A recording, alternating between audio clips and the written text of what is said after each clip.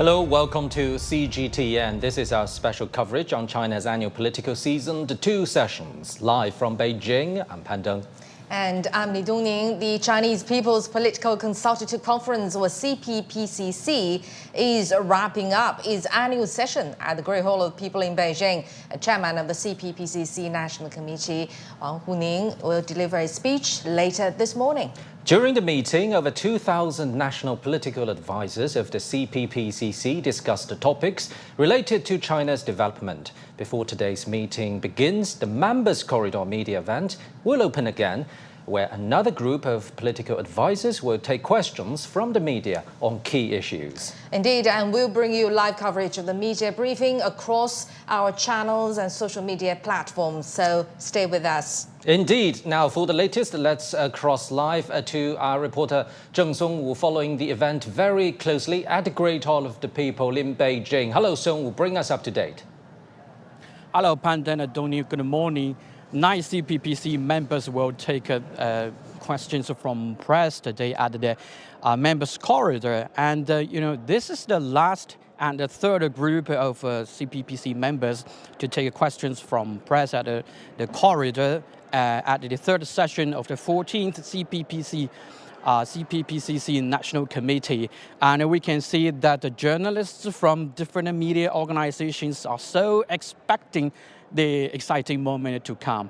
And, the CPPCC members today will talk about the stories such as the ecological system conservation, the promotion of traditional culture and heritages such as museums, and also members from ethnic minorities such as from Hainan and Xinjiang. They will talk about how the development of the agriculture, the railway, and as well as the conventional art forms have increased their incomes. And also, I think this is a big highlight. This is a highlight that CPPCC members from Hong Kong, Macau, SARs, as well as Taiwan province will talk about how the policies released by the central government have benefited them. Since its launch in 2018, 2 sessions, the members' corridors has been a very good platform and opportunity for the members and of the CPPCC and the journalists to communicate face to face, and it also has been a very good platform and opportunity for the world to know China more and more. Back to you, Dongning and Pan Deng. Thank you very much, our reporter Zheng Songwu there. And we're now live with CGTN reporter Zheng Yibing, who is now standing by at Great Hall of the People as well. So Yibing, good morning. The closing meeting of this year's CPPCC session is about to start. What more can you tell us about that? Good morning, Dongning. While the third session of the 14th CPPCC National Committee will conclude this morning in Beijing, with a closing meeting to be held at the Great Hall of the People here. The closing meeting marks the end of the productive session during which members offered valuable insights and proposals to support China's development goals for 2025 and beyond. It will be presided over by Wang Huning, chairman of the CPPCC National Committee, who's scheduled to deliver the closing speech. The meeting today will review and adopt several important documents, including the political resolution of the third session of the 14th CPC National Committee, and the report on the work of the Standing Committee, and the report on the work of proposals. The session is responsible for reviewing the work of the CPPCC over the past 1 year, outlining priorities for the coming year, emphasizing its role in providing advice and suggestions on national development and governance. Since March 1st, the opening of the session, the members of the CPCC National Committee held intensive discussions and deliberations in groups to address key national issues, including economic development, technological innovation, and ecological conservation, reflecting its advisory role in China's political system. So we're about to see and listen to what Wang Huning has to say about the results of this session. Back to you. All right, thank you very much, Zheng Yibing, reporting from the Great Hall of the People. Now let's get more updates on China's annual political season, the two sessions. The third plenary meeting of the third session of the 14th CPPCC National Committee opened on Sunday morning. Wang Huning, chairman of the CPPCC National Committee, attended the meeting. During the meeting, 14 political advisors delivered speeches putting forward a range of proposals to support the country's future development. Several members have suggested to preserve and promote Chinese culture, foster diverse cultural exchanges, enhance cultural identity across the Taiwan Strait, and protect the cultural heritage. Other proposals included further optimizing the business environment, strengthening pollution prevention and ecological conservation, and accelerating the green transition of energy systems. All right, now for some insights, joining us in the studio is Ina Tangen, Senior Fellow at the Taihe Institute and Chairman of Asian Narratives. Thank you very much for joining us. Good morning, Ina. First of all, there is a very interesting observation from the journalists that in the first two members' corridor sessions, a total of 18 CPPCC members took questions from the media, and they observed that the members stood closer to the media zone. Very interesting. But the fundamental question I want to ask you is how influential or how effective CPPCC is in terms of shaping the national policies. For instance, last year, government ministers addressed 4,813 proposals, and 96.1% of them, of all submissions, and over 5,000 recommendations from lawmakers and advisors were reviewed and adopted, resulting in 2,000 kind of specific policies. Yeah, I mean, China's going through a transition right now. They're going from old growth drivers like real estate to new growth drivers like technology. And during that transition, as they learned in the past, you have to pay a lot of attention to the people's welfare. I mean, you cannot stop ignoring ecology and the elderly, the young, the needs of society. And that's what you see reflected in this. And this is exactly what the CPPCC is supposed to do. They're supposed to advise and make sure. And as part of that, the government is very responsive. I mean, you hear all sorts of proposals in other countries. Where do they go? Nowhere. Dead letterbox.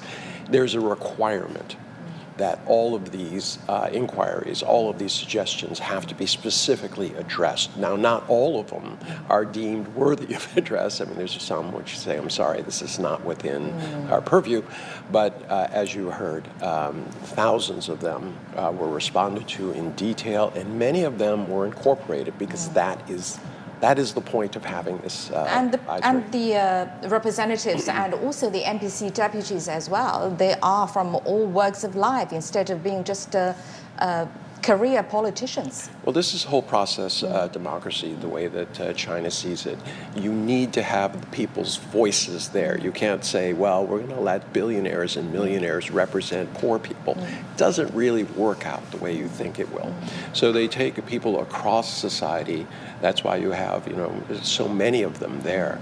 And they literally, housewives, people who collect trash, you name it, taxi cab drivers, they're all represented there. And this is really rare because it represents the cross-section of society, a true democracy from China's perspective. Ina, let me follow up on this notion of whole process people's democracy. We know consultative democracy is a key part to this Chinese idea, and of course the CPPCC, the political advisory body, is the main organ to practice this kind of democracy. Tell our global audience on the Chinese practice of consultative democracy. How is that, different to the Western context of, partisan politics and, Congress politics, if you will? Okay, let's take an example. In the U.S., they say that South Korea's democracy is working well because there's lots of people yelling and screaming at each other, and the country's divided, and they just call each other names and nothing happens. China is a different approach. They say, look, democracy is about getting to the center, about having people agree as to the forward direction. Now, you take 1.4 billion people, and you have to figure out where the middle path is. So consultative is that. It's about harmonizing. Whereas in the West, many of the ideas are about just kind of yelling and screaming and saying, this is my idea, if you don't agree with me, you're wrong, and maybe I have to kill you, this type of thing. So completely different approaches. Both say that their democracies, it's up to people watching this and observing China to decide which one is a better ideal, something that brings people together or something that keeps them apart. So how does Chinese democracy decide on key issues? Let's take an example. This year marks the final year of China's 14th five-year plan. So how does the CPPCC come together to review the process and look forward to a new blueprint? Okay, so people think that these plans are voted on in the year that they're decided, like, oh, well, the 2025 plan, it'll all be put together here. The 2025 plan was started in 2015. It has been an arduous process involving, I don't know how many millions of man-hours, because the process is that any idea, no matter if it comes from the bottom or the top or the middle, it has to go all the way down and all the way back up. It has to be harmonized. It has to make sure that it's not in contradiction with other laws. And then it is subject to ongoing scrutiny. Like in the United States, a bill comes up, people take a look at it, it's huge. They don't actually read it. Maybe one of their staffers knows something about it, and it passes or fails. Here, you do not have that. It is a rigorous process where everybody has to get involved. Does that mean that it is impervious to mistake? No. But China believes in this constant quality improvement, which means if something isn't working, you change it. If there's a problem, you address it. It may take time because it's a large government, it's bureaucracy. It takes time. But the whole issue is that they will address the problems. And I think that is what a government is supposed to do.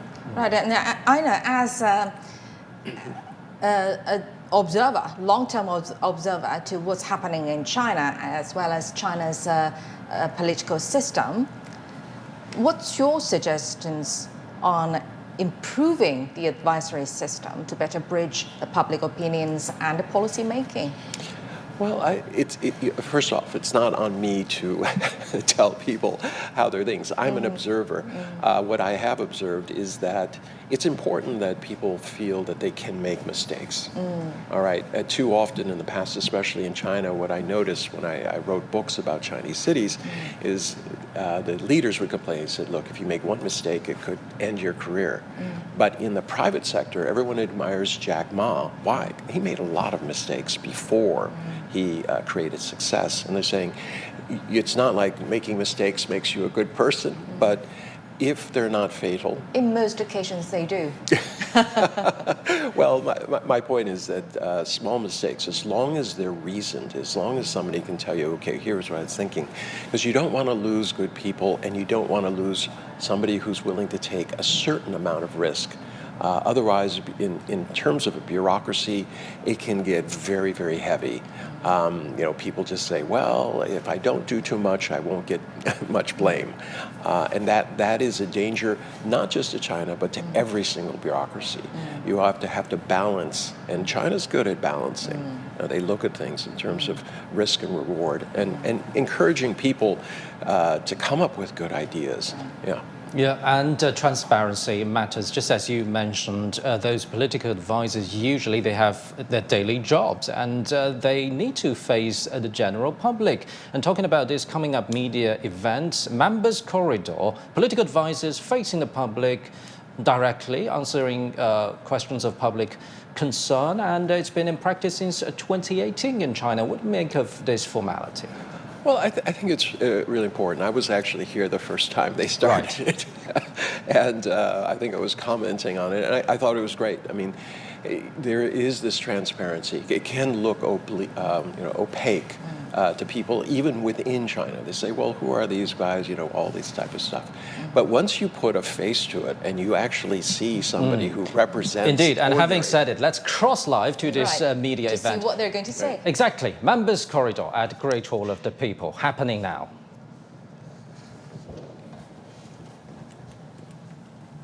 Dear friends from the media, good morning. Welcome to the third members' corridor of the third session of the 14th CPPCC. Here at the Great Hall of the People, we have invited some CPPCC members to answer some of your questions. Please identify yourself before asking the question. Shall we invite the first group of members?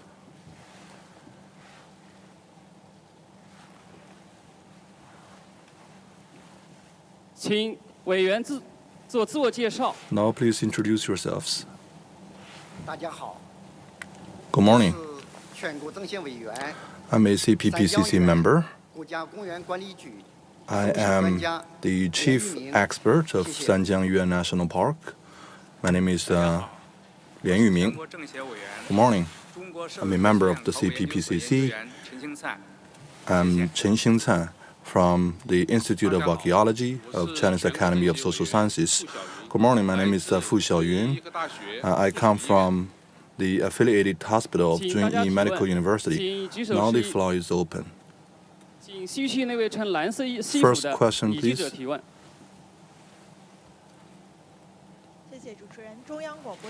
Thank you.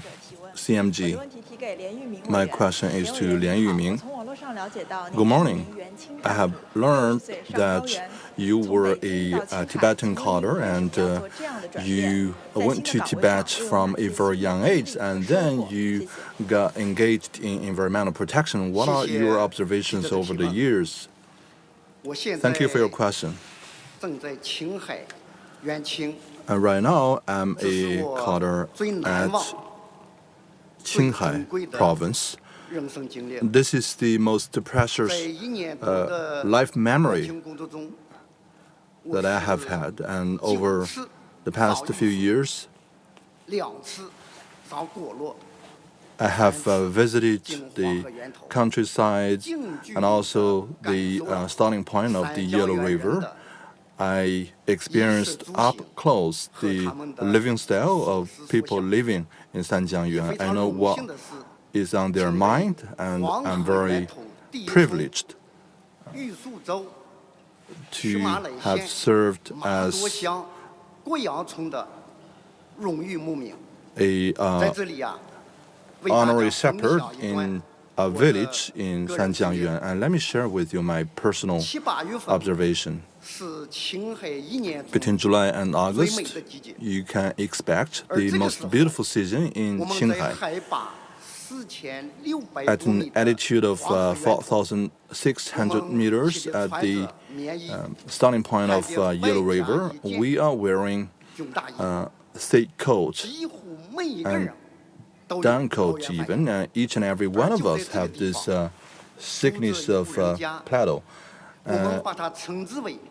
We saw a household there, and we called that household the #1 household at the starting point of Yellow River. They have lived there for 3 generations. The household has 14 people, and the head of the household is 36 years old, and he is a broadcaster of ecological preservation, and they have been living there for generations, and they have endured the hardship and shouldered the responsibility of environmental protection. So we often we ask them, do you think life here is very hard? But he told me that it's a great privilege to live here. I asked him why. Then he replied in Tibetan. He said that and right now we are holding in our hand the bowl of Chinese food, and we are preserving Chinese ecology. Each and every month we can claim a payment from the government, and this was unimaginable in the past. at the Sanjiangyuan National Park with an acre of 190,000. There were 3,000 platypus species and also 310 species of animals that can resist extreme cold. And of course, there were 110,000 Tibetans living there.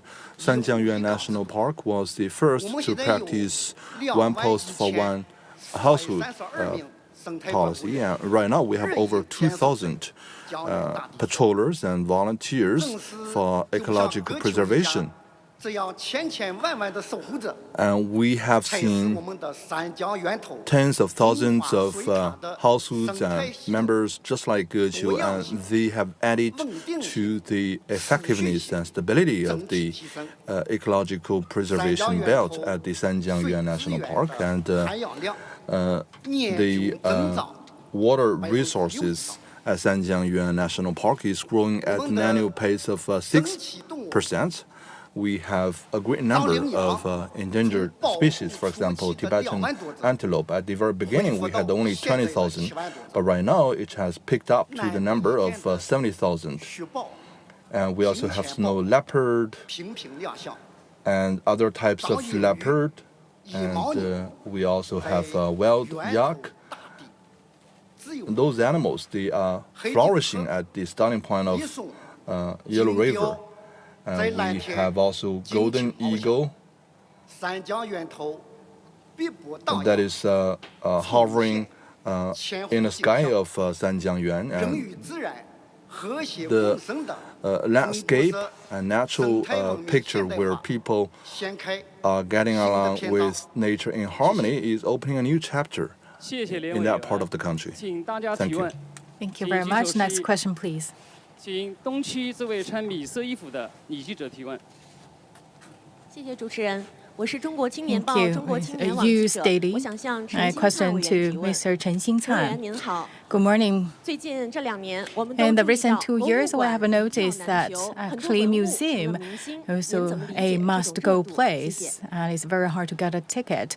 How do you interpret this phenomenon? 我也注意到了。 Yes, indeed, I also noticed that. 现象。我近距离 It 感 is 受 a 到。 phenomenon. 刚刚过去的 I also observe it in a closer distance. During the 7 days of the Chinese New Year holiday, actually, we have seen that 72 million people visit the museum. And Yinxu Museum I worked in, and it just opened for 1 year, and right now it has received 1.8 million people visits. And Sanxingdui Museum last year received 6 million visits. And also last year, very luckily, I also with the CPPCC team to pay a investigation visit to Henan, Shanxi, and Shanxi provinces. I also visited some of the archaeological museum and also some of the museum. Especially in Henan, I noticed that it's very hard to get a ticket, and also some like the cultural artifacts. It's even hard to get closer to have a look. Of course, it's not all that the museum have this kind of like a craze, but we talk about, yes, indeed, museums right now become one of the a destination for people. Why this phenomenon emerged, I didn't look into details, but I believe that with the 4 decades of reform opening up, people's life being has improved pretty much a lot. And therefore, they have a higher requirement on the spiritual or mental requirement.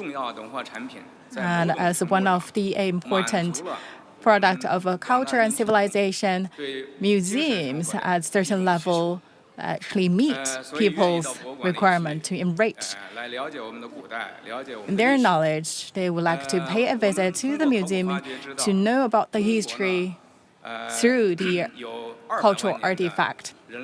China has the 2 million history with human being, and also the 1 million of the history with the origin of agriculture, and also the Yellow River and the northern part of China. Actually, that is also the origin of the millet, and we also China enjoys the 5,000 history of civilization, and also if we look started from that the emergence of the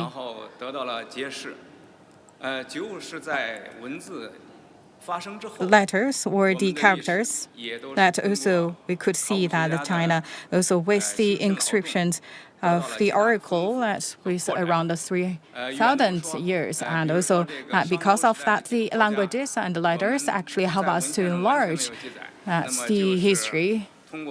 Actually, for the archaeologists, based on our bare hands and hard work, we explored and got more knowledge about the history, and also talk about the history of national unity that also helps enrich our knowledge.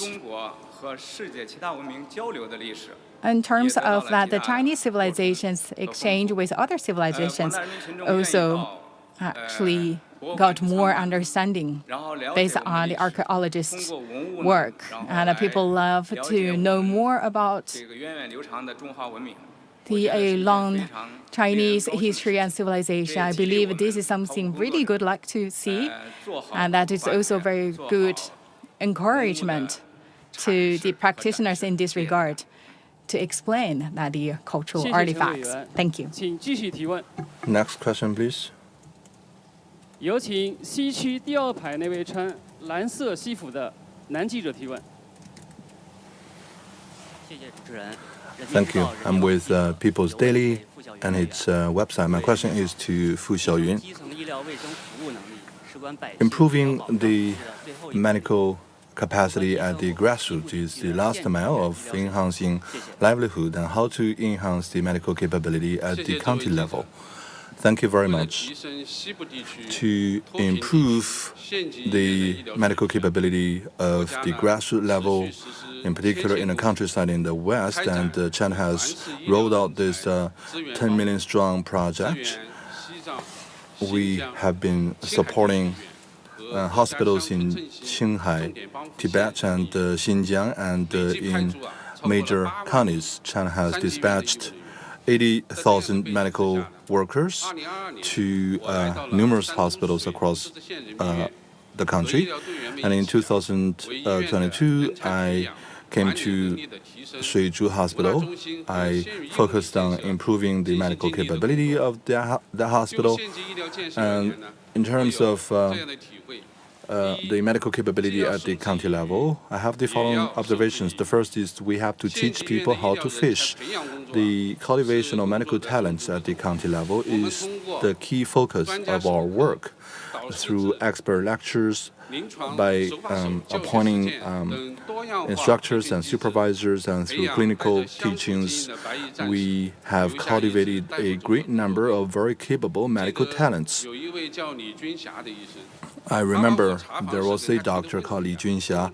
She takes notes of all the questions that I have answered during clinical visits. She said that this is a note that she will never finish, because all the doctors are compassionate, and only through hard work and diligence can one improve his or her skills. And second, we need to be courageous and be problem-oriented. This is a spirit that we must embrace to enhance the medical capability of hospitals at the county level. And third, we must shoulder greater responsibilities. We must meet the difficulties head-on, and we have to be meticulous and courageous in boosting the confidence of medical doctors. And in December 2023, we had a newborn which weighs only 1 kilo. And then we brought numerous innovations. We applied PICC tube, and after 42 days of meticulous treatment and care, the newborn was discharged from hospital successfully. After my 2-year term, I have seen that there was a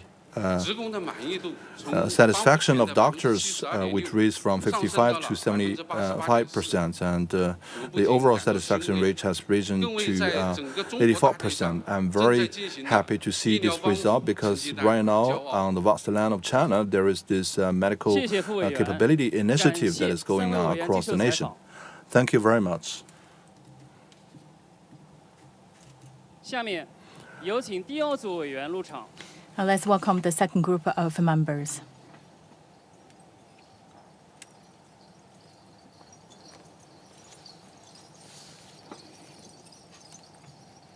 请委员做自我 Please 介绍。 introduce yourself.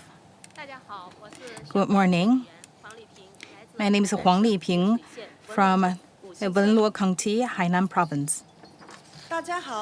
Good morning. My name is Baima Yuzhen from Motuo County of Xizang Autonomous Region. Good morning. My name is Ala Tongda from the Ulan Milk Troop of Inner Mongolia Autonomous Region. Now the floor is open to 白 questions. 色衣服的女记者提问。 Agriculture paper. My question to Ms. Huang.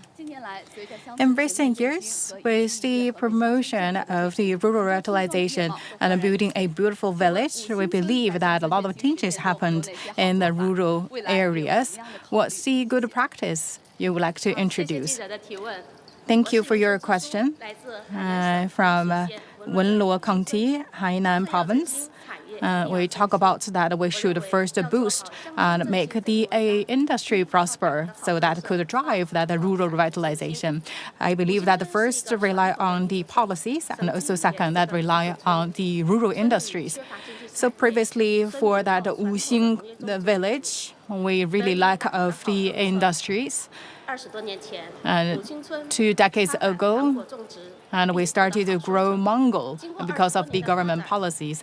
With 20 years development, right now we have that 2,800 mu of that mango, and also the generating 23 million at the yuan income.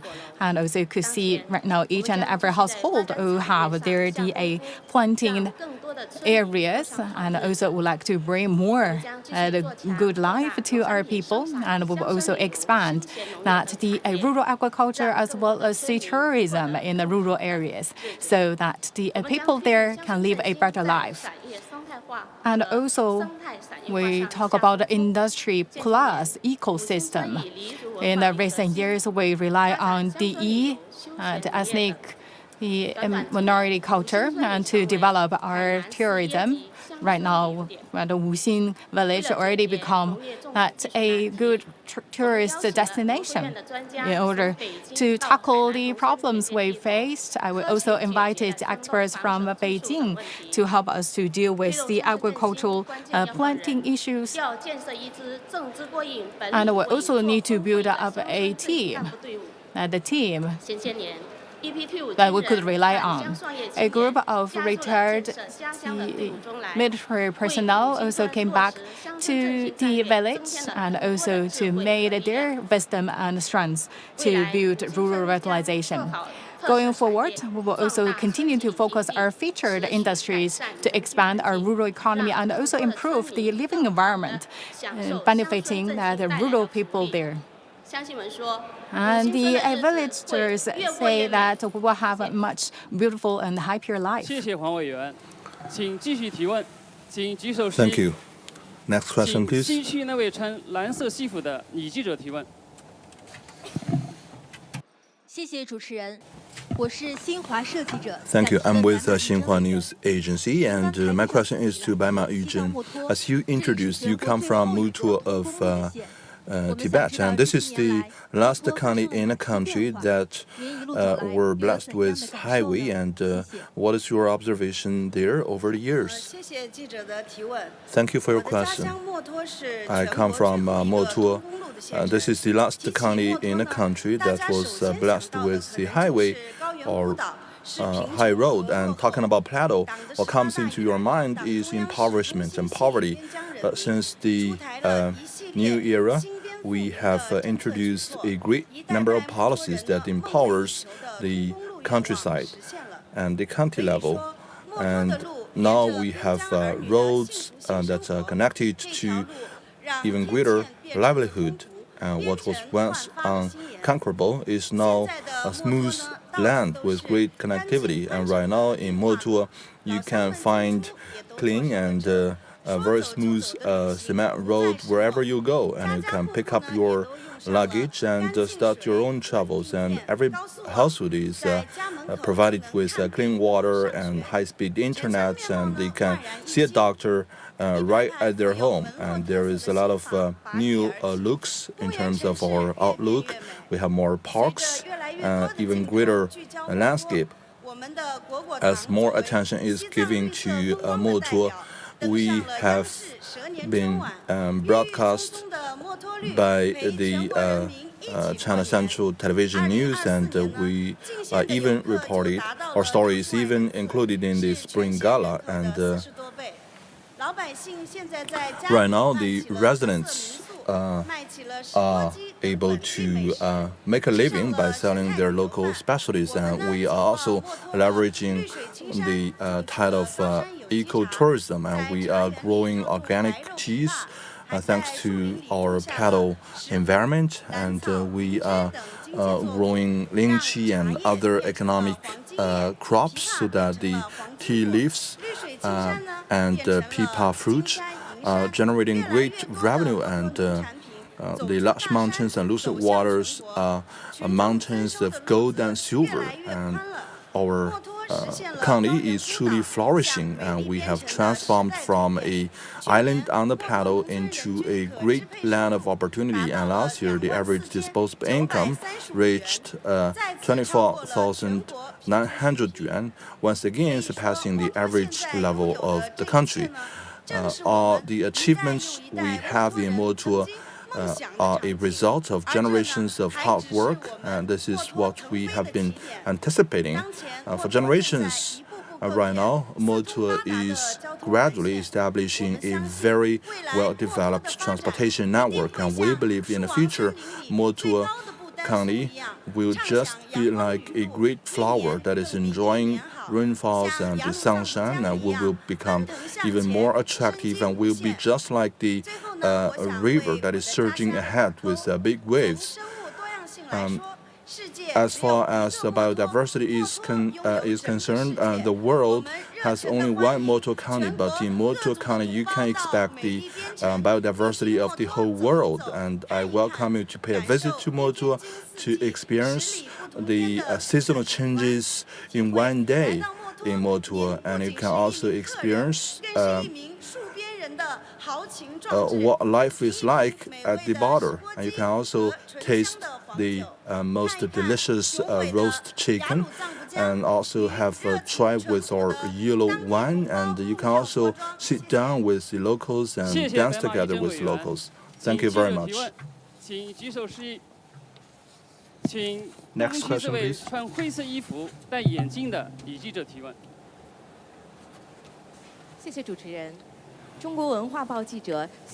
And a culture paper, my question to Mr. Alatongdam.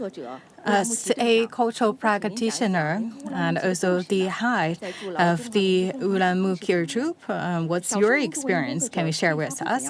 And also how that the cultural performers can play its role to drive the further development of culture. Thank you very much for giving me this opportunity to talk about the stories of Ulan-Mukir troop.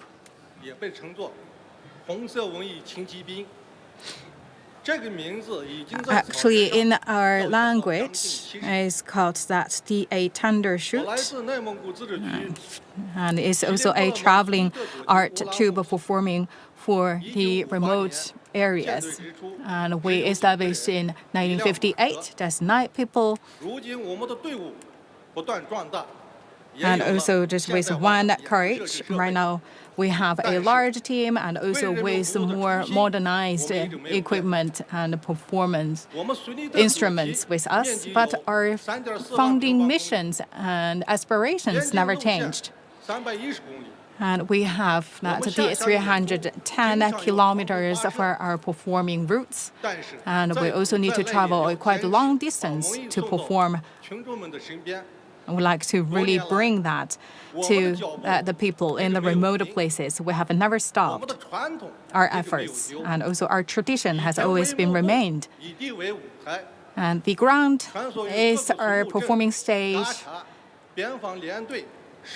So for the remote places, the campus, for the herdsmen, and for the border soldiers, we carry out that performance across these areas, and we perform more than 100 times each year. And I could tell you that life actually for the herdsman changed a lot. For Ulamukir also like to do something new, and we also to draw the aspiration and inspiration from the Chinese traditional culture, and also to be very close to people's day-to-day life and also reflect their willingness. We also make the innovative and the original dramas and sings. All our work showcase the beauty of the northern part of Xinjiang Uyghur Autonomous region, and also the embrace that the technology, and also to perform online and offline, so the people around the country could enjoy that the good performance presented by Ulamukir troupe. And right now in Inner Mongolia Autonomous region, 75 teams just like us are making their performance. And each year, more than 10,000 performance have been played. And we always would like to back to the people to explore the stories, things happened and in the Inner Mongolia Autonomous region, and would like to really produce something that reflects people's life, their willingness, and also can be carried forward for many years. I believe that's also conducive to produce the unity among different nationalities. Thank you very much to all the 3 members.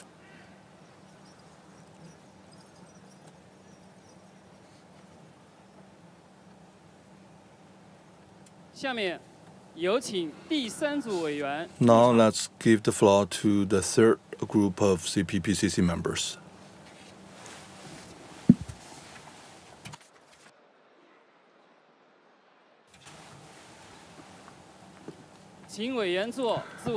Please introduce yourselves. Good morning. I'm a CPPCC member. I'm chairman of Federation of Hong Kong Beijing organization. My name is Shi Ronghuai. I come from Hong Kong. Good morning. I'm a CPPCC member and vice chair of Macau Federation of Neighborhood Association, He Runsheng. Good morning. I'm a CPPCC member. I'm chairperson of Zhejiang Committee of Taiwan Democratic Self-Government League. My name is Chen Qingli. Now the floor is open. First question, please.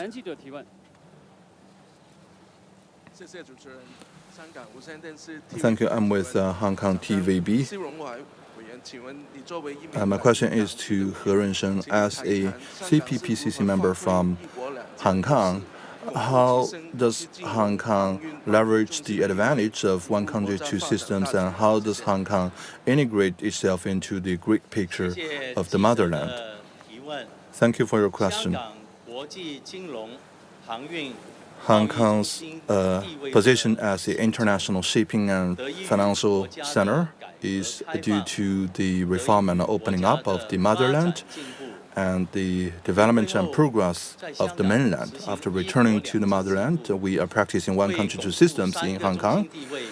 This has reinforced Hong Kong's position as international trade, financial, and shipping center. Leveraging our advantages of connecting to the motherland and the whole world, we are able to integrate our development into the motherland, and this is a way we must take to reinforce our positions. The International Financial Center is the golden identity of Hong Kong. As of the end of 2024, there were 1,478 enterprises that were listed at the Hong Kong Stock Exchange. Their total market value account for more than 80% of China's total, and each and every day, the total transaction value accounts for more than 90% of China's total. These figures indicate one thing, that the Hong Kong's financial market is still appealing to enterprises from the mainland. And we also see that the mainland market is of equal importance to Hong Kong enterprises. I have to tell you that Hong Kong's ranking at the international financing rank is picking up, and at the end of last year, we are ranking third globally in terms of finance. As an international shipping center from the beginning day of the founding of the People's Republic of China, we have been a window of China's openness. As the mainland grows in terms of economy and as it grows in imports and export, Hong Kong has become a major international trading center and shipping hub. Last year, Hong Kong's ports handled 13 million standard containers or TEUs, and 97% of the cargo that we handle comes from the mainland, and 70% of the cargo goes to the mainland as a destination. As a world-renowned free port, Hong Kong enjoys great advantages in terms of international trade. My family has benefited from this reality since the reform and opening up in 1978. My family got involved in the international trade of textile products. We played a very important role in helping domestic enterprises in importing technologies, and we also help domestic textile enterprises to export their products to the whole world. This is where our family business started. This is also a macrocosm of Hong Kong's role as an international trade center. Let me share with you one more story. And after the operation of Hong Kong-Macau Zhuhai Sea Bridge, in the past, when I come to Beijing for a meeting, and people ask me, "Where are you right now? Are you at the second ring or third ring?" But right now, if I get in contact with my friends in Hong Kong, they will ask me, "Are you on the sea bridge already?" So this shows you the important progress of Hong Kong in terms of interconnectivity. We deal with people from all across the world, but we are sharing one destiny with the mainland.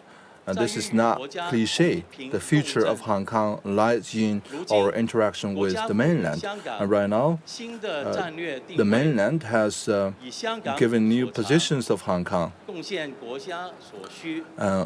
will contribute to the overall development of the country with our own advantages. I believe that the Oriental Pearl will shine even greater, and we will act in the spirit of the Light Mountain, and we will be courageous and be able to contribute our part to China's development.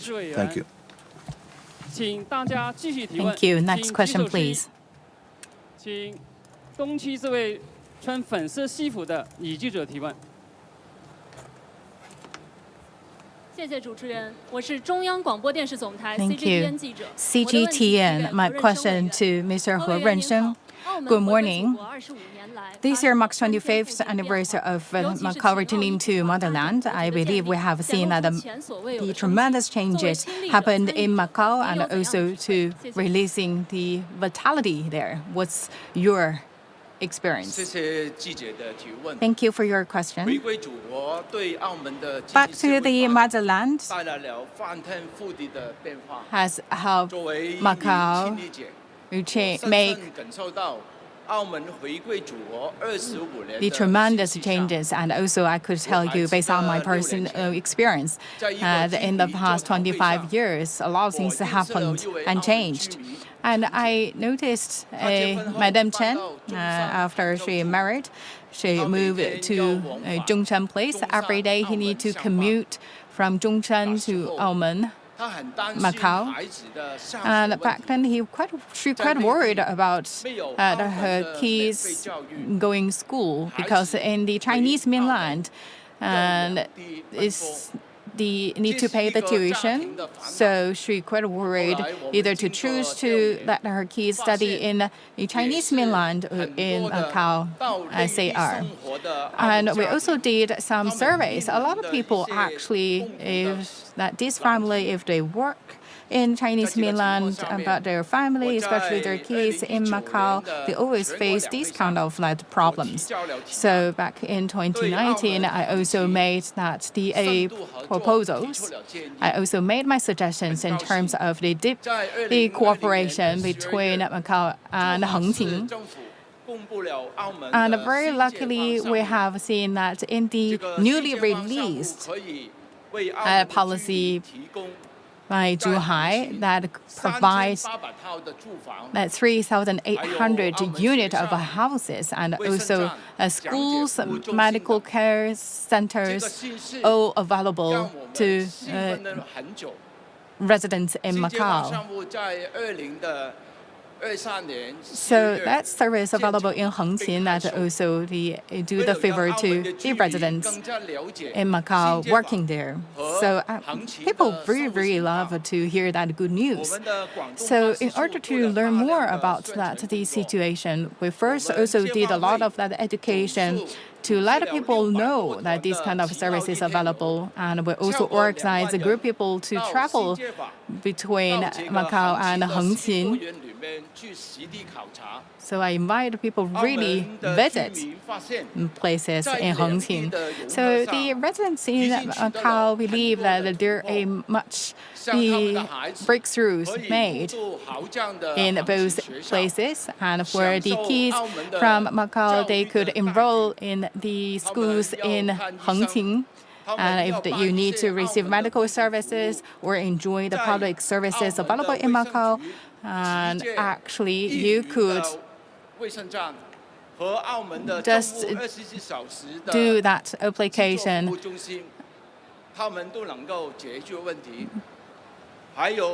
to the authorities, and that's the service available around the clock. So very easily you could get that service. And we also have that education center. And also the people working in the center very soon know a lot of that new friends, and they learn Mandarin, and also they have done a lot of volunteer work.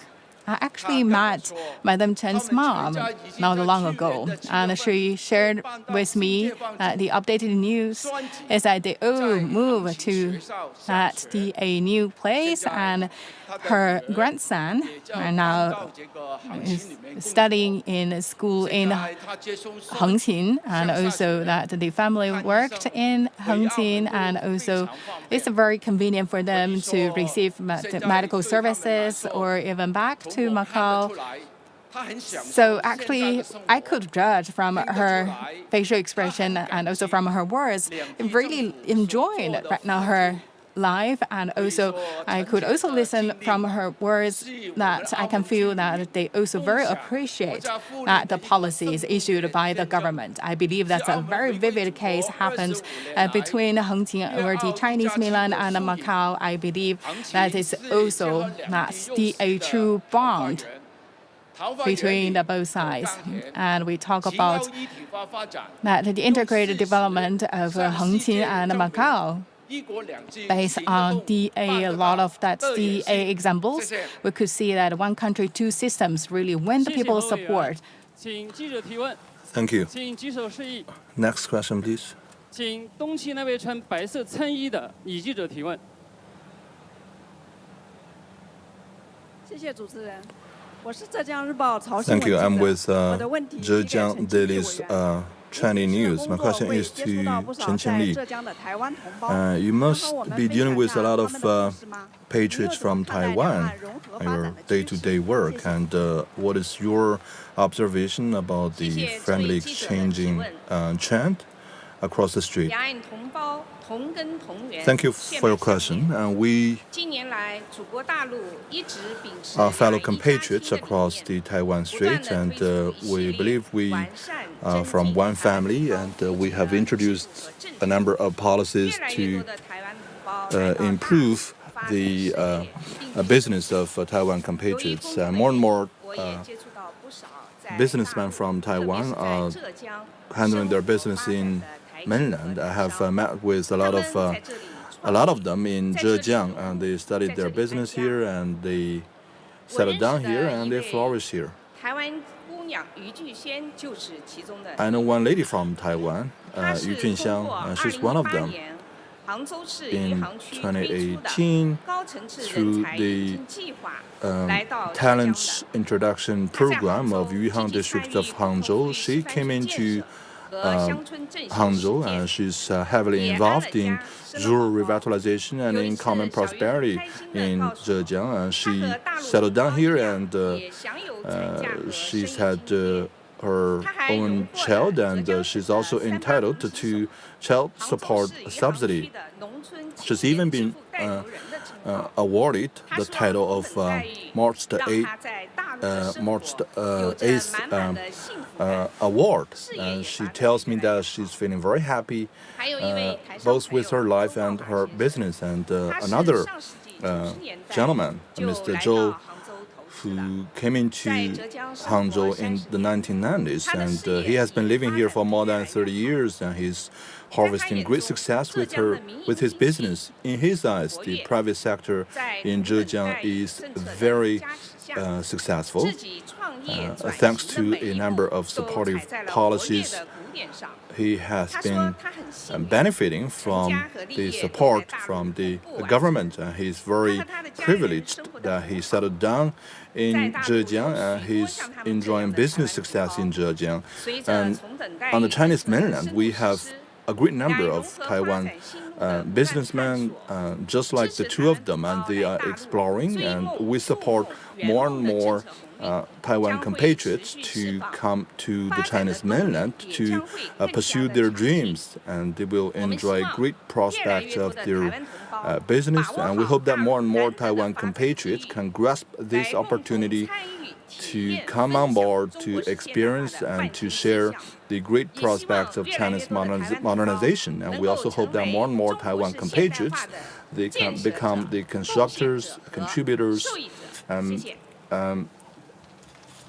benefactors of China's modernization. Thank you to Madam Chen, and thank you to all the three members. Thank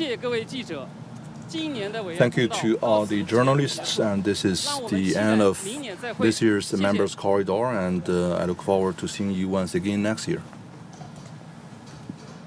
All right, that was the members, the CPPCC Members Corridor, the third one during this year's two session. And maybe My reaction to what they said might be a little different from you guys, maybe. I made up my travel plan this year. First of all, I go to Sanjiangyuan, the origin of 3 major rivers in China, the Yangtze, the Yellow River, and the Lancang River. And second, I want to go to Sanxingdui to explore the history, especially its part connecting to China's Shang dynasty. It's amazing places to go and to know China's efforts to preserve both the natural and historical civilizations.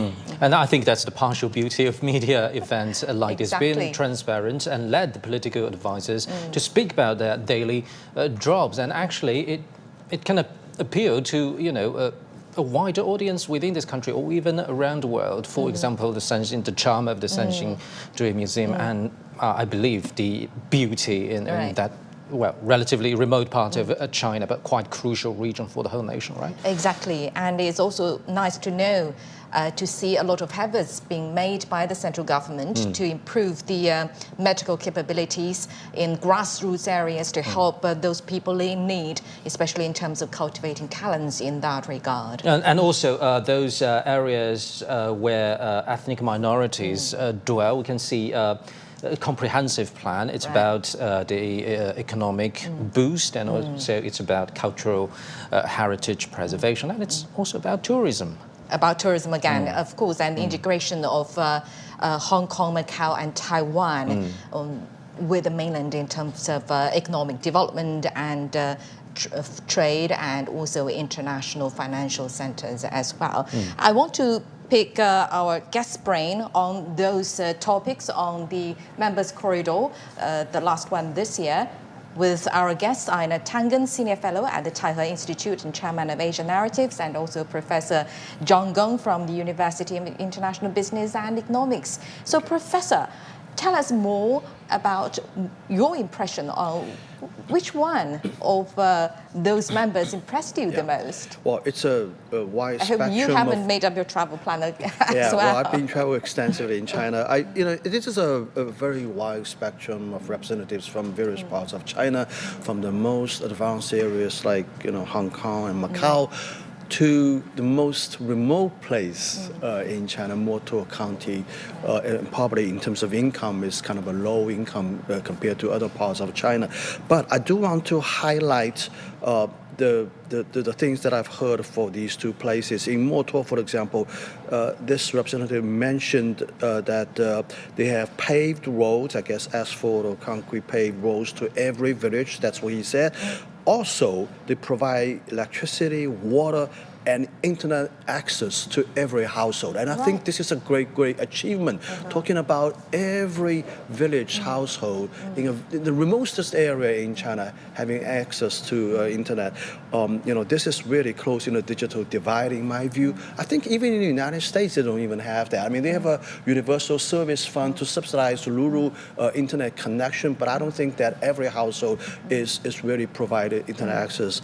And the house, and she mentioned that the household per capita income is 3,000 yuan, which is actually not bad for a remote rural village in China. Now, speaking of Hong Kong, speaking of Macau, I want to highlight the achievement in Macau. I think the representative specifically mentioned integration between Macau and Hengqin. He talked about Hengqin providing housing, 300,000 housing units for residents of Macau, providing access to school, hospital. I mean, this is real integration down to people's daily life. I've been to that place. It's highly, highly integrated. For example, University of Macau is indeed located in Hengqin. So I think this kind of a story really represent the achievements in various parts of China, from the most advanced to the least advanced. So I think this is a great achievement. I'm very glad to hear that the representatives from these 2 places talking about this too. It's mutual beneficial for the 2 SARs and Taiwan to integrate with China. And I remember one of them from Hong Kong actually said that it's very good pattern to be rooted in the mainland and open or embracing the whole world. That's a very, very good pattern. So, Ina, who impressed you the most?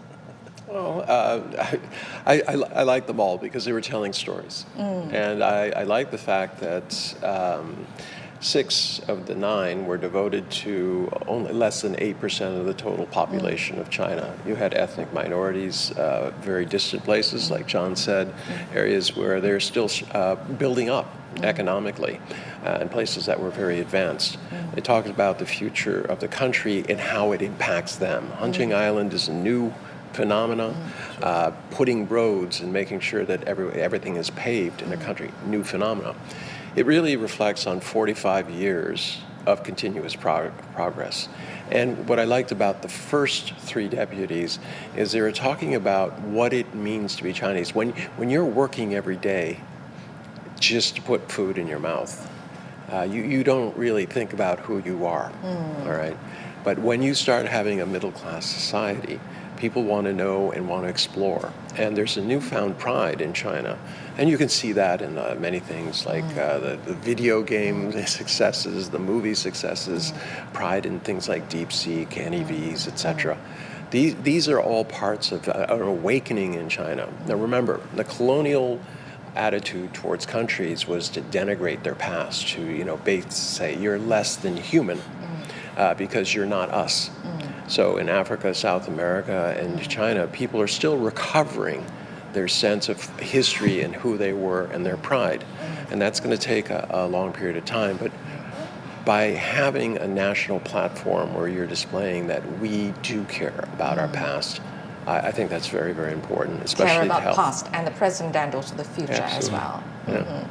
All right, thank you very much, gentlemen. We'll be getting back to you in a moment. And you're now watching CGTN's special coverage of China's most important political gathering of the year, the 2 sessions. And members of the Chinese People's Political Consultative Conference, or CPPCC, have just taken questions from the media in what's known as the Members' Corridor. And in a few moments, this top political advisory body will wrap up its annual session at the Great Hall of People in Beijing. We'll bring you live coverage of the event. So before that, let's have a recap of some of the key events of the CPPCC National Committee session. The top political advisory body opened its annual session last Tuesday in Beijing. And at the opening meeting, Wang Huning, chairman of the CPPCC National Committee, delivered a report of the Standing Committee. And on Thursday, President Xi Jinping visited national political advisors, attending a joint group meeting. And he underscored the importance of education in advancing science, technology, and talent cultivation. Other high-level officials also held meetings with delegates from various sectors. And members of the CPPCC National Committee shared their views and suggestions at the 2nd plenary meeting on Friday and the 3rd plenary meeting on Sunday. And now let's provide our global audience more context about the CPPCC. The Chinese People's Political Consultative Conference is the most powerful political advisory body in China. It is mainly responsible for political consultation, democratic supervision, and deliberation and administration of state affairs. It discusses major principles and policies proposed by the central and local governments. The CPPCC gives proposals on matters concerning political, economic, cultural, and social affairs. It supervises the implementation of the constitution and the country's rules and regulations. It also conducts investigations and studies into social conditions and popular sentiments. Now, for more insights, let's go back to our studio guests. So, Professor, let me follow up on your earlier notion about the infrastructure and economic boost in maybe some of the most remote parts in China. I noticed that this political advisor from Sanjiangyuan National Park, that is been called the water tower of the Chinese nation, because 3 major rivers originate from that particular spot. And they will talk about the improvement of people's lives. Now let's talk about wild species. I noticed the number mentioned by this political advisor. The number of Tibetan antelopes have increased significantly in the recent decade. I believe we all recall that in the middle 1990s, there was this serious crisis about very survival of this species. What does this example tell about China's huge effort in protecting biodiversity and its own environment? Well, I think it's clear that China pays a great attention to preservation, to the environment. This is an area, if I remember this correctly, President Xi visited himself a few years ago. Actually, I remember writing an article about this when President Xi visited this area. And I think this notion, the water tower of China, I think it probably came from him, I think, if I remember this correctly. So this is an area, of course, gets a lot of government attention and also financial resources as well. Remember, this member of CPPCC talked about a farmer in that region, and he said his job is basically to look around this area, make sure the environment is okay, and he gets payment from the government. So I think this means that the government is indeed spending a lot of money trying to preserve the ecological environment in this area, and I think it's really worth it. I mean, every penny is worth it for doing something like this, because the bulk of the water in China originates from that great place. It's a pity that I've never been there. I've been to Qinghai province and went to the Qinghai Lake area, but I don't know if it's open. If it's open to public tourism, I'd love to go and visit one day. Well, me too, actually. And China's efforts in terms of natural preservation actually has been increasing in a big scale. Pandas are no longer facing extinction, for instance, apart from the antelopes. We're talking about because the central government actually is pushing green development as a big priority, and CPPCC has a special sector dealing with that.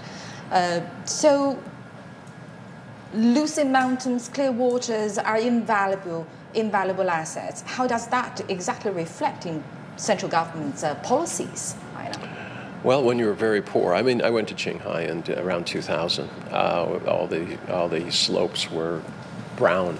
I mean, they were eroding. People had cut down the trees because they needed them for firewood. So you were facing an ecological disaster in terms of the water, because the sediment was just free flowing into it. In terms of the animals, there were real problems that were going on. As China has progressed, they realize that your natural heritage is just as important as your intangible heritage, that it all works as one. And that it's not just in these rural areas. I mean, if you look in cities around Beijing, there has been a concerted effort to make them more livable. And what does livable mean? Making more parks, green areas, making the rivers clean. I mean, people are swimming in the Liangmahe River, which goes right through Beijing. But it improves the quality of life, and that's what it means. So the question is, I agree with your observation, actually, but one side, we need to preserve the natural resources, the lucid mountains and clear waters. On the other hand, we have to better use them. Do you think China is striking a balance at some point? Well, they're striking a balance now. I mean, in the old days, I had a friend from the United States who was very interested in photographing these these antelope that were looking to be extinct. He had to get a permit. It took him about 6 months to go there and he had to be accompanied just to take photographs. I think now that they issue more of these permits, that there is access to that. But, what is life without beauty? And the natural beauty is part of it. I mean, every Chinese poem and book reflects the natural beauty, all the incredible parks like the Humble Administrators Park in Suzhou. These are part of who you are. So why do you preserve them? Because it's like preserving your hand or your hair. It is who you are. And it's also about reaching this harmony between people's development and the protection of the nature to be sustainable. Yes, Professor. I don't think necessarily they are in conflict of interest. I think you can still have economic development, have a bit of tourism without the cost of encroaching upon the environment, right? For example, we actually remember a few years ago in Qinling area, and President Xi said that we should never build those visitors in a the mountains, and we actually tore down these built villas, right, to restore the original beauty of this mountainous area. And that's a very good example. I mean, you still can have tourism, you still can enjoy the nature, the beauty of the nature, but at the same time, preserve the original beauty. Economically, the tourism is what can help support these efforts to maintain natural beauty. Exactly. Actually change life of a lot of people in rural areas, in remote areas as well. Now, the country's top political advisory body, or the CPPCC, the Chinese People's Political Consultative Conference National Committee, was held its second plenary meeting on Friday. Some members gave proposals to boost consumption, which is one of the key priorities of the government in 2025. We will coordinate efforts to promote consumption, stabilize the employment rate, and help low-income groups reduce their burden.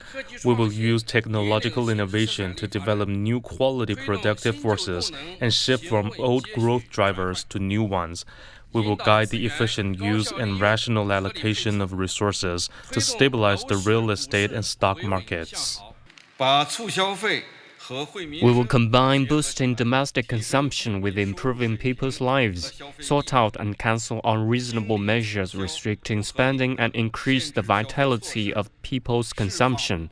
We'll promote the expansion and upgrading of spending capacity, improve facilities and the market environment. We will refine supporting policies on childbirth, including maternity insurance and maternity allowances. We will reduce the operating costs of child care institutions and increase the supply of child care services. We will strengthen protection on the rights of women of childbearing age, especially in employment and wages. We will guide the elderly in developing a rational concept of spending and provide a safe, reliable, fair and transparent consumption environment for them. We will also stimulate the market vitality of the silver economy in various aspects, such as financial support, tax relief, land concessions and talent cultivation. Now we turn to northeast China. The region once led way in national industrial development. Now it has a high degree of urbanization, but faces the challenge of an aging population. To deal with the challenge, officials have been forced to think outside the box. Our reporter Guo Tinqi joins Li Mengjiao, a member of the Chinese People's Political Consultative Conference, the country's top political advisory body, on a visit to a residential community where a senior-friendly transformation is taking place.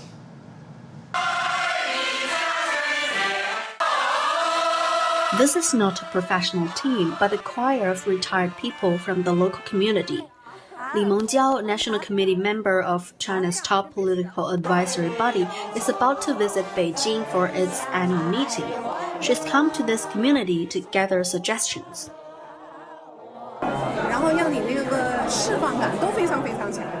When singing, I feel especially relaxed and excited. I might join such a choir when I retire. The government should increase investments in infrastructure in the residential community to provide senior citizens with abundant space for recreational activities. There is a number of free courses suitable for seniors in this community, such as calligraphy and paper cutting. The community canteen is built just downstairs in the residential buildings. Spending only 8 yuan, about $1, locals can enjoy a nutritious lunch featuring 5 dishes and a soup. I'm 93 years old this year. Eating at this canteen means I don't have to cook by myself. It's very convenient. Today's lunch has vegetables, eggs, meat, and fish. It's delicious. Northeast China is the nation's old industrial base. It once drove national industrial development, but due to transformations in industry, technology, and the economy, combined with exhausted resources, the health of its economy has weakened. Urbanization in northeast China started relatively early, so the aging urban infrastructure and the population are urgent problems that need to be solved. Can age-friendly renovations in northeastern communities serve as a reference for the whole country? Take Benxi as an example. The population over 60 years old accounts for 29%. In old residential communities like this, the aging rate is between 40 and 50%. The experience of age-friendly renovations play a typical and exemplary role for the whole country. What Northeast China is experiencing today could be the reality other regions face tomorrow.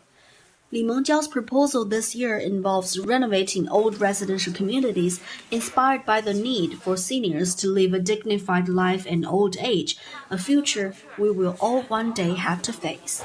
郭天琪 CGTN 本溪辽宁 Province. Now, for more insights, let's get to our studio guests. So, Ms. Tangen, what do you think are the key priorities for China to raise its medical care service in the year 2025? Well, I mean, they're trying to extend and increase the level of care, obviously. And a lot of that has to do with the needs, which are changing. You just saw there, you have a lot more elderly people. That means that you have to focus. It's not just on traditional Western medical care. There's a tremendous need for the kind of aches and pains that people like myself start to feel as we get older. And I think that can be satisfied through traditional Chinese medicine, something that is often overlooked, but has actually gained a huge following in the U.S. Insurance companies like it because it's a lot less expensive than the traditional medical care. So the key is that China continues to advance. Coming here 20 years ago and seeing the state of medical care, it was offered, but it was at a very low level. You didn't have NMR machines and CAT scans and things like that. You have few, but not as many as they have today. So it's a lot about it. Equipment, having doctors. You heard earlier about how they're trying to find medical talents locally, not just seeing which ones come out of universities, but who should be going into those universities, and then continuing education. It's really important to societies to make sure that people are aware of what their options are and what is happening to them. Mm-hmm. Well, Professor, the problem in terms of healthcare in China we're facing is the concentration of the best medical resources in some large cities. Right. And as one of the members of the CPPCC just said, although the central government is making huge efforts to access to the people, especially in rural areas, who are in difficulties in terms of healthcare. But there are still some room for improvement. Yeah. What challenges do you think China's healthcare system is facing majorly? Yeah, what you said is exactly right on the head. One of the CPCC member who went through the press meeting this morning mentioned the 10 million strong project, right?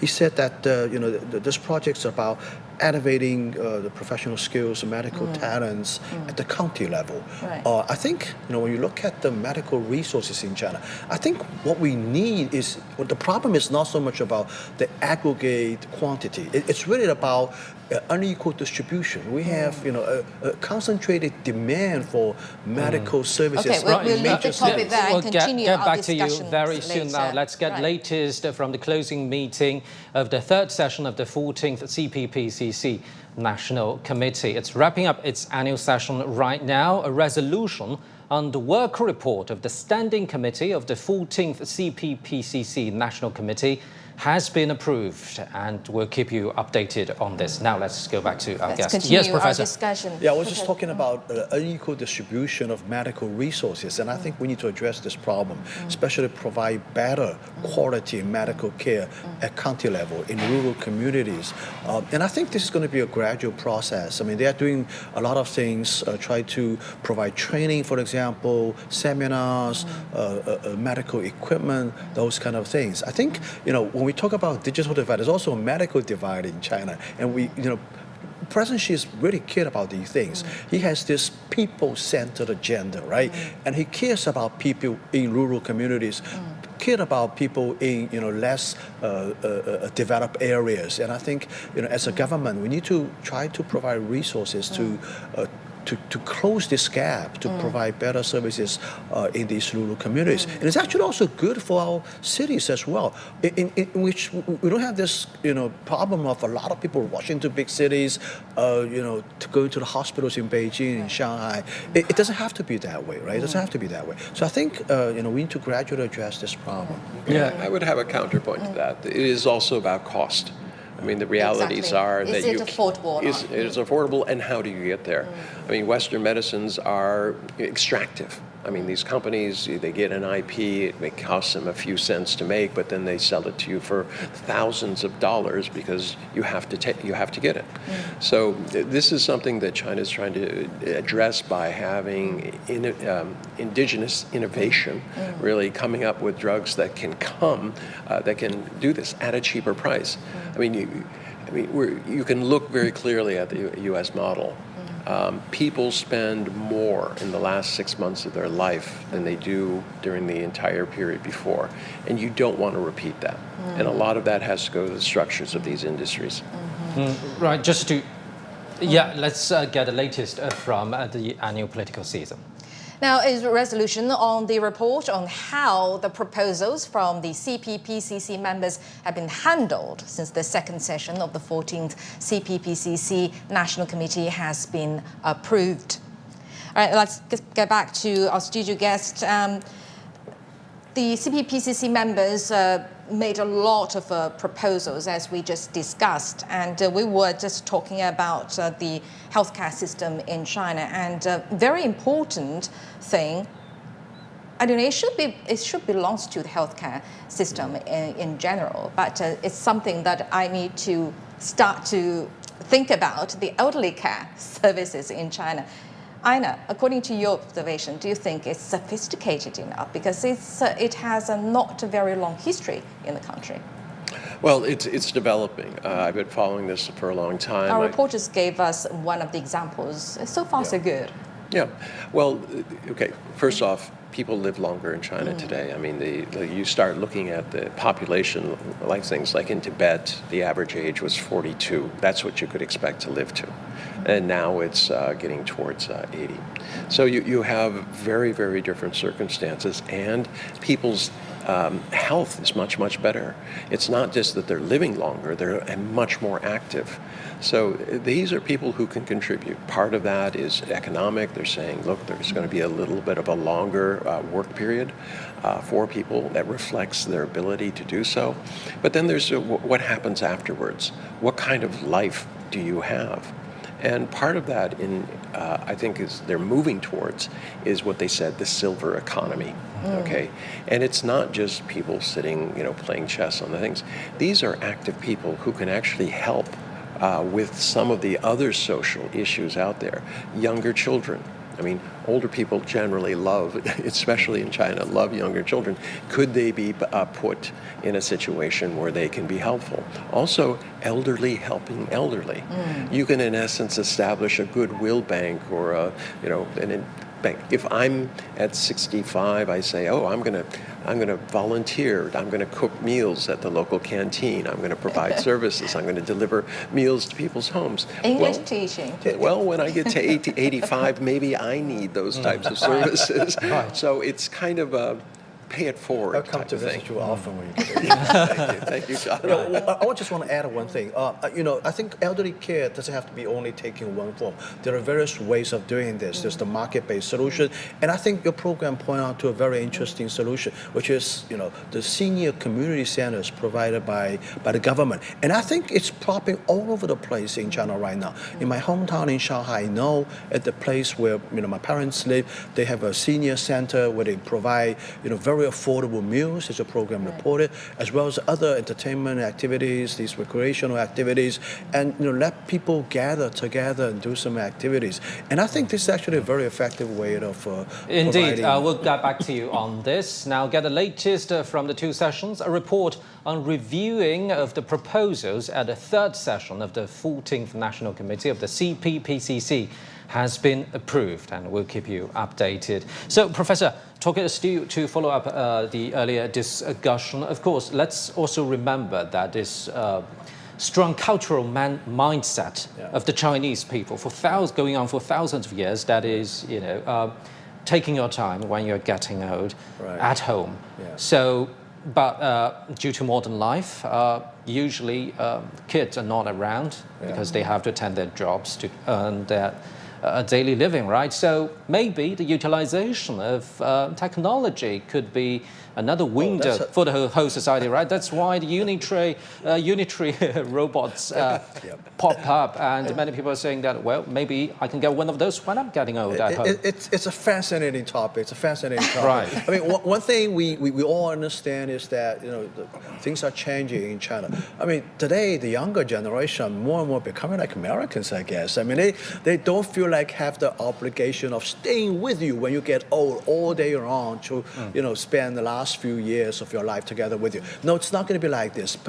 The children are living separately. I mean, I'll be very happy when my kids come to see me a few times a year. I'll be very grateful. But I don't have the expectation that my elderly care will be relying on them, right? I guess you're going to agree with that.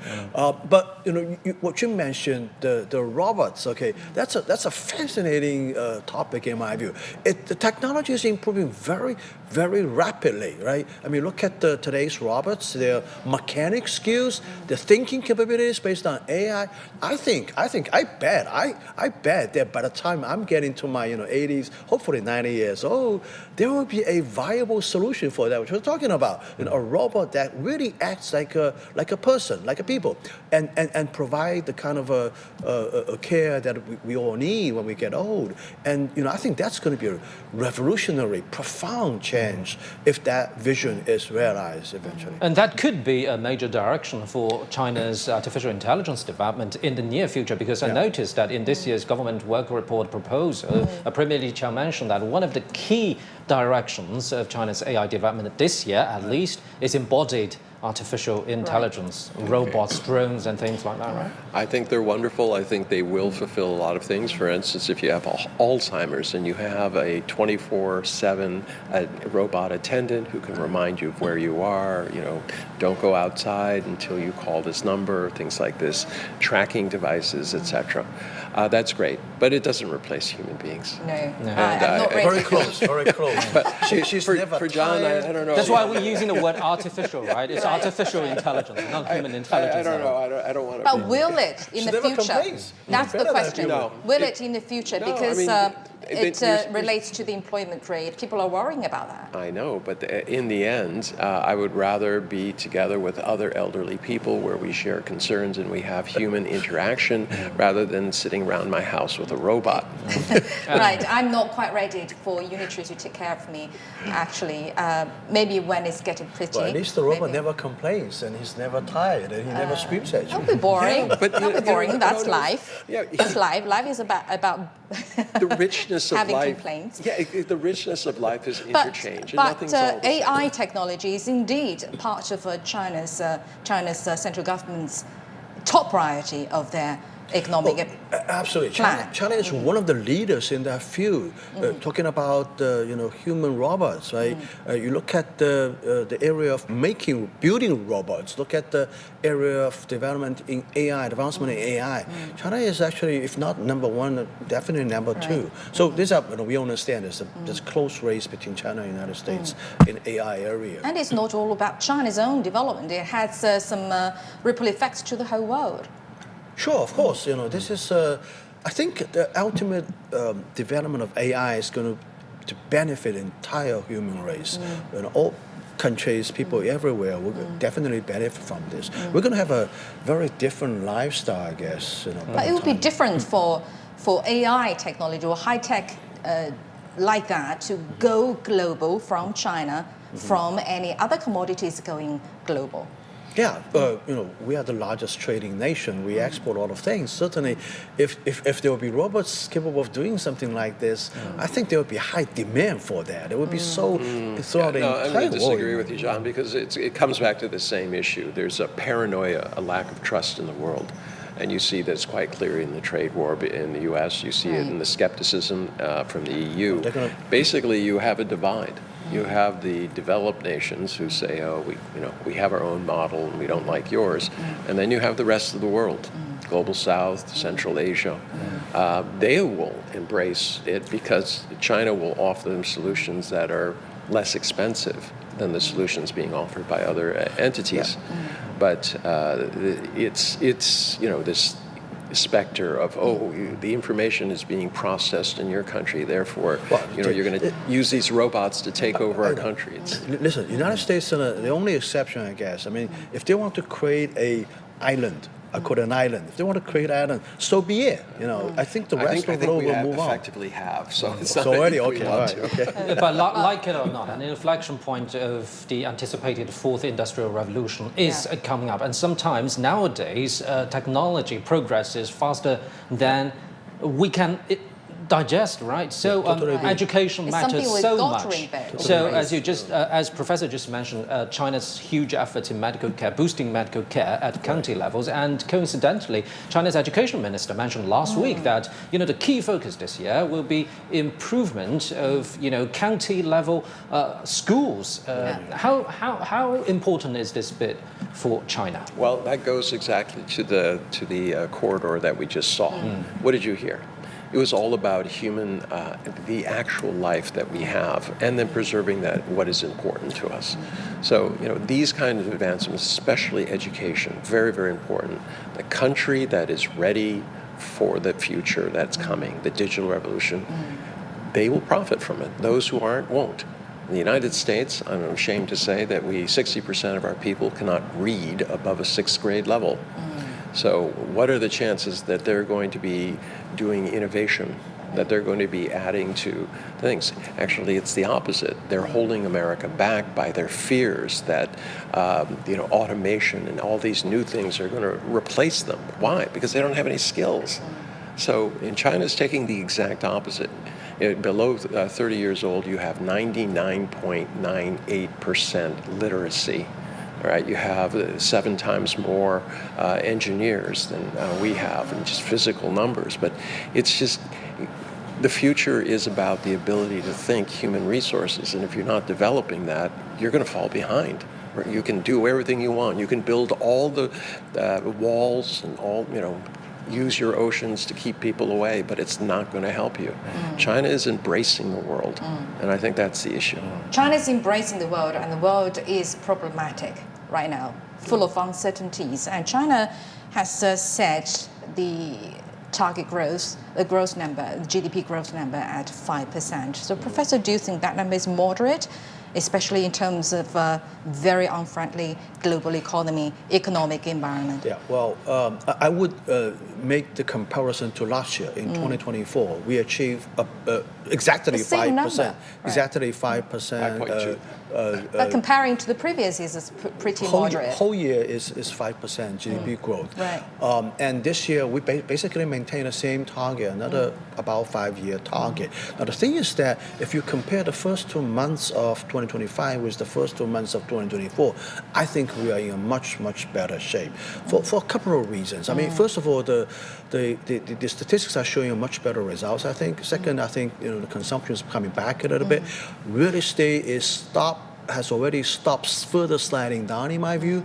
A few more cities have already starting to see the price coming back just a little bit, right? And I think probably the most important thing is that the international narrative about China has totally changed. It used to be the case that whether China is still be the investable place, there's a what's after China, right?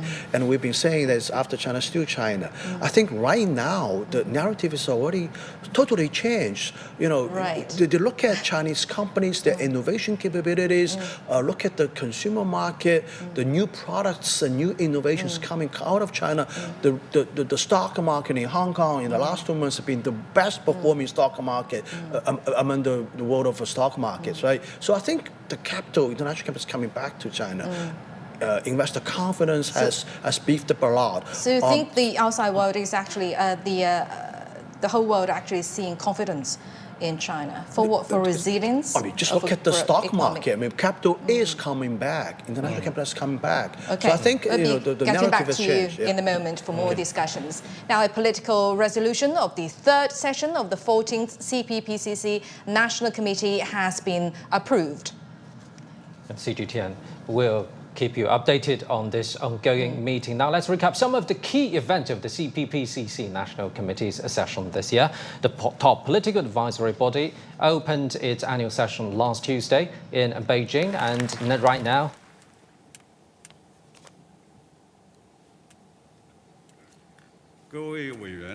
members, comrades. The third session of the 14th National Committee of the CPPCC, with the concerted efforts made by all members, has completed all preset items on the agenda. The CPC Central Committee attached great importance to this session. General Secretary of the CPC Central Committee, Chinese President and Chairman of the Central Military Commission, Xi Jinping, and the leading officials of the party and the state attended the opening and the closing sessions. They visited national political advisors, attending a joint group meetings, and held discussions concerning national policies and principles.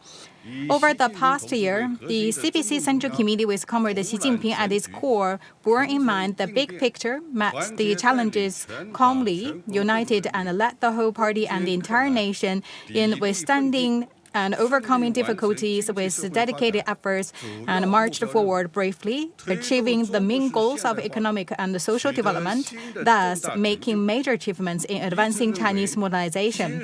These achievements receive high praise from all members, and all members believe that China could take on a new look because that we perform well amid changes on international landscape. We owe our achievements to General Secretary Xi Jinping, who is at the helm charting the course to the sound guidance of Xi Jinping's thought on socialism with Chinese characteristics for a new era. And say that they should further acquire a deep understanding of two establishes, enhance the four consciousnesses, and reinforce the four matters of confidence, and also ensure the two upholds, and to further fortify the conviction and determination to strive for victories. During this session, all members discussed in depth the government's work report and other reports. Carefully deliberated the work report of the Standing Committee of the CPC National Committee and the report on the work of proposals from political advisors, and achieved the fruitful results. This is a conference that hold high the banner, pull wisdom and strength, look for the truth and be practical, and promote unity and progress. It has showed the advantages of the system of CPPCC and the vitality of the whole process people's democracy. At the meeting marking CPPCC's 75th anniversary, General Secretary Xi emphasized that the CPPCC should carry forward the fine traditions, bearing in mind the political responsibilities, and it should also be committed to the seamless integration of CPC leadership, the United Front, and consultative democracy, and also need to give full play to the role of the CPPCC as a special consultative body, and therefore to gather people's support, consensus, wisdom, and strength to advance modernization. We should bear in mind the importance of preserving the nature and position of the CPPCC and pursuing unity and democracy, and make solid efforts to promote full cohesion, and also enhance our capacity for political consultation, democratic oversight, and participation in and deliberation of state affairs, so as to better responsible for CPC Central Committee's decision and deployment and CPPCC's work requirements to pool the wisdom and strengths of the sons and daughters of China and homes and abroad. First, to succeed in the efforts of full cohesion, we should remain committed to the party's leadership. The leadership of CPC Central Committee is the fundamental basis for people to have and maintain strong unity and confidence. Therefore, we should keep in mind the system, the organization, and political attribute of the CPPCC, as well as the major responsibilities of the members. And the political parties, the people's organization, the public figures from all ethnic groups and sectors of society should always keep in line with the CPC Central Committee, with Comrade Xi Jinping at its core in terms of political stance, direction, principle, and path. Our shared theoretical and political foundation need to be further consolidated, so the will and propositions of the CPC are converted into consensus and action among all political parties, people's organization figures across the country. Second, to succeed with full cohesion, we must perform our duties by focusing on China's modernization. Facilitating China's modernization is the laser focus of our work. Wherever the central task of the party and state is where we will mobilize the people's consensus, wisdom, and power towards. We must inspire the nation with the great achievement of the party in leading people across different ethnicities. We must focus on deepening reform, advancing high-quality development, protecting and improving people's livelihood, and ensuring social stability in carrying out our surveys and making suggestions and proposals. We must serve the big picture and people's livelihood through high-quality consultation and suggestions so as to deepen unity and solidarity. CPPCC members must be down-to-earth in discharging their duties and in succeeding with the performance of their responsibilities. Third, to succeed with full cohesion, we must leverage the political role of the patriotic united front. We need to strengthen unity and solidarity so that the CPPCC can become the organizer of the vast united front. We must put in our hearts in enhancing communication and interaction so as to enhance our consensus.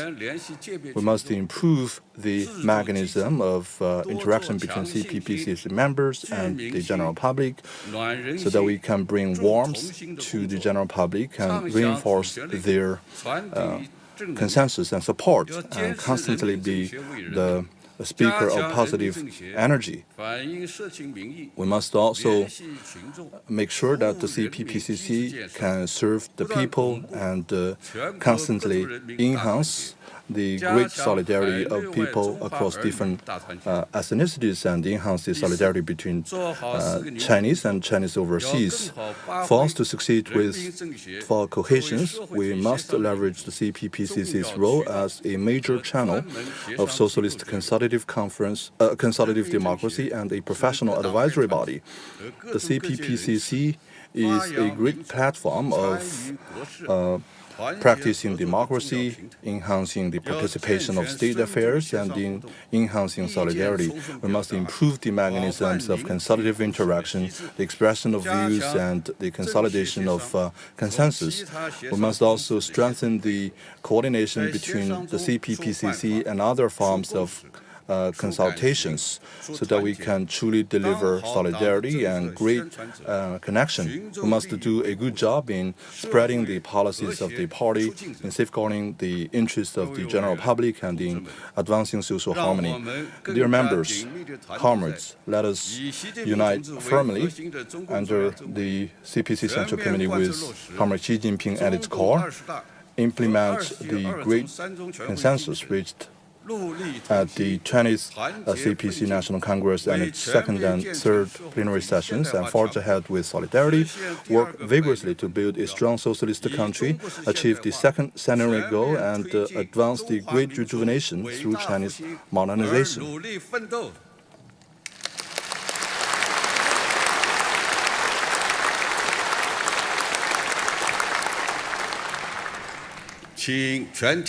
Please all rise for the national anthem.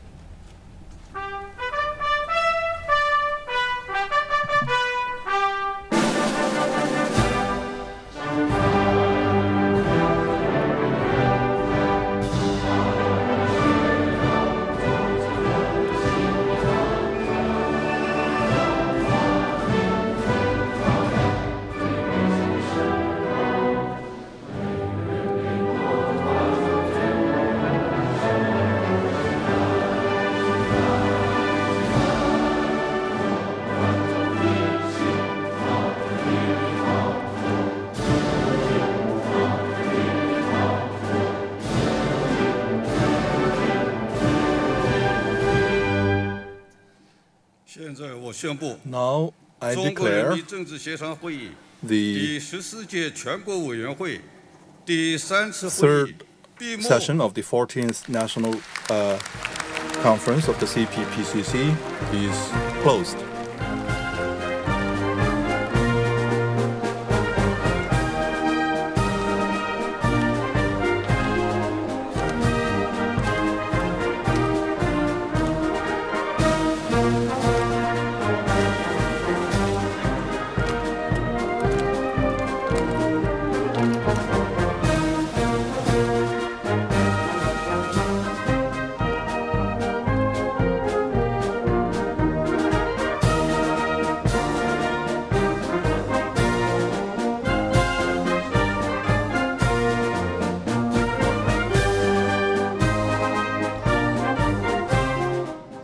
That was the closing session of the third session of the 14th CPPCC National Committee. President Xi Jinping and the top leadership are attending, and Chairman of the National Committee of CPPCC, Wang Huning, delivered a speech in which he briefly summarized the work done in this year's two sessions and also laid out the major work agenda in 2025.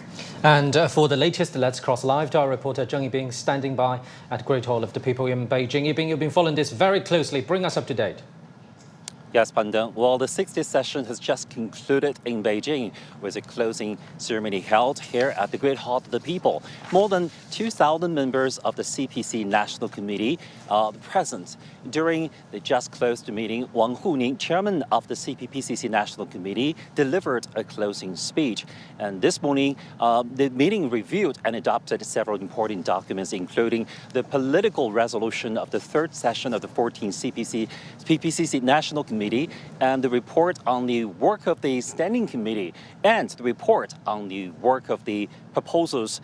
Wang Huning just said the session, with the efforts of all members, successfully completed all the agendas. Well, during the 6-day session, the CPPCC members offered valuable insights and proposals to support China's development goals for 2025 and beyond. By March 8, the session has had close to 400 speeches delivered by CPPCC National Committee members. They involved accelerating the formation of new quality productivity, promoting high-quality financial development, ensuring food security, and other aspects of the content. The closing meeting today marks the end of the productive session, during which members offered valuable insights, and that is the achievement of this session of the CPPCC National Committee. Back to you. Thank you very much, our reporter Zheng Yibing at Great Hall of the People in Beijing. Now, for more insights, let's talk to Mr. Arne Tangen and Professor Zheng Gong. So, gentlemen, I just noticed that in his closing remarks, Chairman of the CPPCC National Committee, Wang Huning, said this year's political advisory work, the key focus will be on promoting Chinese modernization. Now, being specific on this grand design, the economic arena. Earlier we were talking about this, the growth rate target. And let's continue the discussion in this particular arena. Boosting consumption is a key task this year as well. Ms. Tangen, what are the main aspects of this effort for China? Okay, so as they keep mentioning, the goal is high-quality development. And what that means is that China is making the transition from the secondary to the tertiary sectors. It's looking for a higher value. If you want to pay people more money, you have to produce something that has greater value. So that's the goal. In terms of how they get there is these new quality productive forces, which really focuses around technology, innovation, things that we've been talking about, AI, all of these types of things that are leading the nation into this, towards the goal which they want.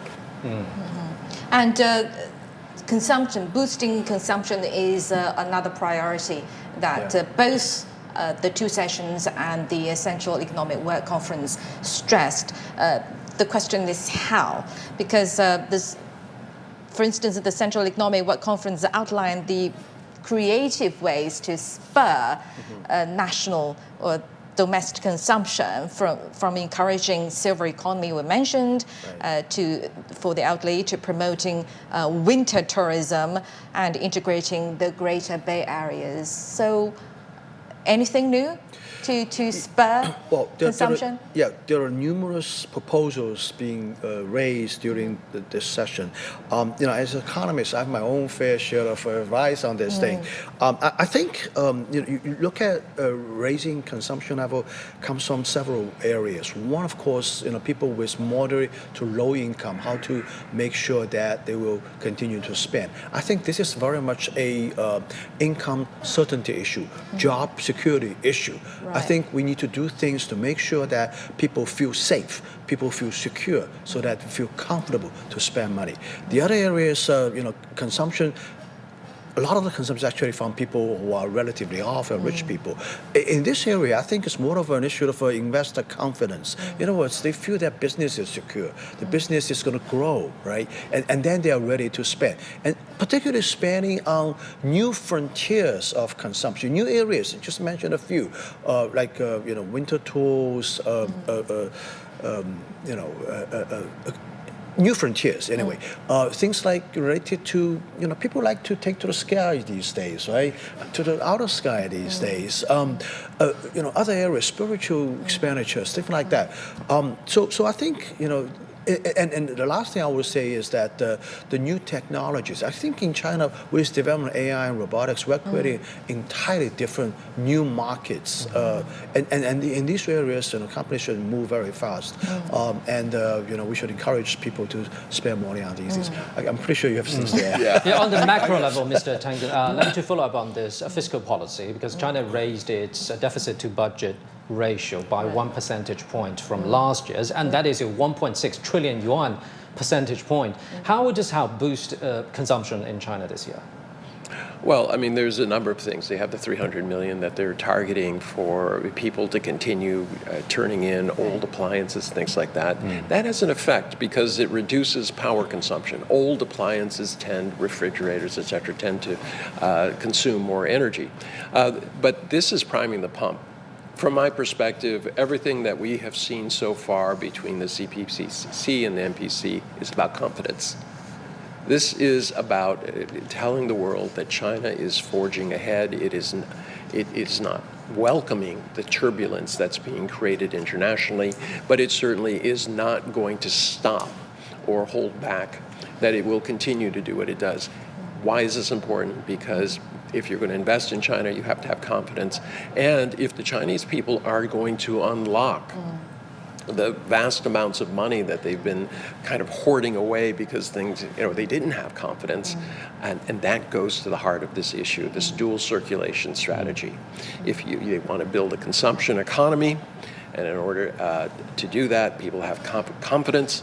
And then once that gets going, of course, as John was pointing out, everyone will be interested in investing. But there's another part to this, and that is the small, medium-sized business entities. They are a new transformative force within China. It's about the vitality of the very fundamentals of the Chinese economy. Exactly. Yeah, thank you very much, gentlemen, for your thoughts. And that's about it for our special coverage of the closing of the third session of the 14th National Committee of the Chinese People's Political Consultative Conference.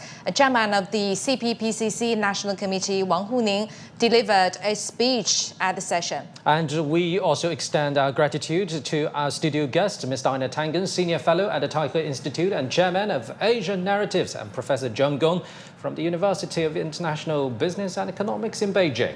Thank you very much indeed. And China's top legislator, the 14th National Committee of the National People's Congress, will hold a closing meeting of its annual session on Tuesday afternoon, Beijing time. So tune in for CGTN special coverage of that event tomorrow. I'm Li Dongning in Beijing. And I'm Pan Zheng. Thanks for watching. Stay tuned on CGTN.